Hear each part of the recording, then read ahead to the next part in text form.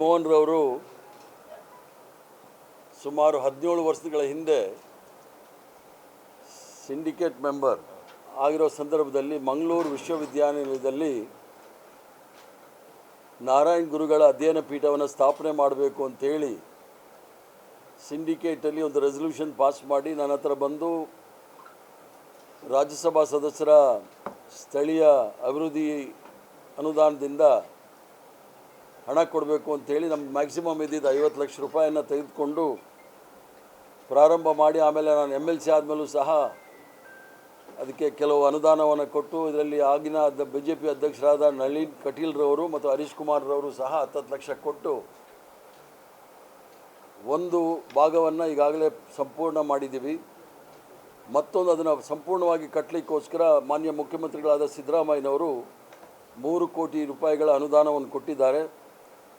ಒಂದು ಹಳೆ ಏನು ಈಗ ಪೂರ್ಣ ಆಗಿದೆ ನಾರಾಯಣ್ ಗುರುಗಳ ಅಧ್ಯಯನ ಪೀಠ, ಒಂದು ಭಾಗವನ್ನು ಉದ್ಘಾಟನೆ ಮಾಡಿ ಮತ್ತೊಂದು ಭಾಗಕ್ಕೆ ಶಂಕುಸ್ಥಾಪನೆಯನ್ನು ಮಾನ್ಯ ಮುಖ್ಯಮಂತ್ರಿಗಳು 3ನೇ ತಾರೀಕು ಡಿಸೆಂಬರ್ನಂದು ಮಾಡಲಿಕ್ಕೆ ಒಪ್ಕೊಂಡಿದ್ದಾರೆ. ಅದೇ ಸಂದರ್ಭದಲ್ಲಿ ನಮ್ಮ PV ಮೋಹನ್ ರವರು ಹೇಳಿದಾಗೆ 3 ಕಾರ್ಯಕ್ರಮಗಳನ್ನು ಆ ಸಂದರ್ಭದಲ್ಲಿ ನಾವು ಹಮ್ಮಿಕೊಂಡಿದ್ದೀವಿ. ರಾಷ್ಟ್ರಪತಿಗಳಾದ ದ್ರೌಪದಿ ಮುರ್ಮುರವರು ಶಿವಗಿರಿಗೆ ಭೇಟಿ ಮಾಡಿ ಗಾಂಧಿ ನಾರಾಯಣ್ ಗುರುಗಳ ಪರಿನಿರ್ವಾಣ ಅವರು ಸಮಾಧಿ ಹೊಂದಿದಂಥ ಸಂದರ್ಭದಲ್ಲಿ 100 ವರ್ಷ, ಇನ್ನು 2 ವರ್ಷಗಳಲ್ಲಿ 100 ವರ್ಷ ಆಗುತ್ತೆ.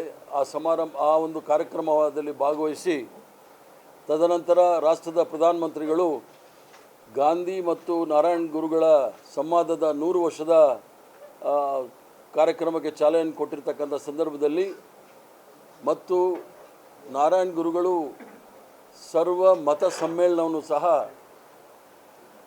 ಮಾಡಿರ್ತಕ್ಕಂಥ ಸಂದರ್ಭದಲ್ಲಿ ಅದು ಸಹ 100 ವರ್ಷ ಪೂರ್ಣಗೊಳಿಸ್ತಾ ಇದೆ. 3 ಕಾರ್ಯಕ್ರಮಗಳನ್ನು ಈ ಉದ್ಘಾಟನೆ ಕಾರ್ಯಕ್ರಮ ಆದ ನಂತರ ನಾವು ಹಮ್ಮಿಕೊಂಡಿದ್ದೇವೆ. ಈ ಶತಮಾನದ ಅದ್ಭುತ ಅಂತ ಹೇಳಿದ್ರೆ ತಪ್ಪಾಗಲಾರದು.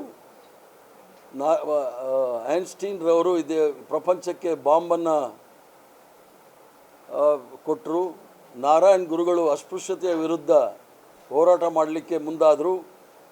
ನಾವೆಲ್ಲರೂ ಸಹ ಸಮಾನರು, ಸರ್ವಧರ್ಮ ಸಮಭಾವ ಅಂತ ಹೇಳಿ ಮಹಾತ್ಮ ಗಾಂಧಿಯವರು ಅಹಿಂಸಾತ್ಮಕವಾದ ರೀತಿಯಲ್ಲಿ ಹೋರಾಟ ಮಾಡ್ತಕ್ಕಂಥ ವಿಚಾರವನ್ನು ನಾರಾಯಣ್ ಗುರುಗಳು ಮತ್ತು ಮಹಾತ್ಮ ಗಾಂಧಿಯವರು ಹಂಚಿಕೊಂಡು ಮಾಡಿರ್ತಕ್ಕಂಥ ಈ 3 ಮಹಾನ್ ವ್ಯಕ್ತಿಗಳು ಈ ಒಂದು ಶತಮಾನದ ಅದ್ಭುತ ಅಂತ ಹೇಳಿದ್ರೆ ತಪ್ಪಾಗಲ್ಲ.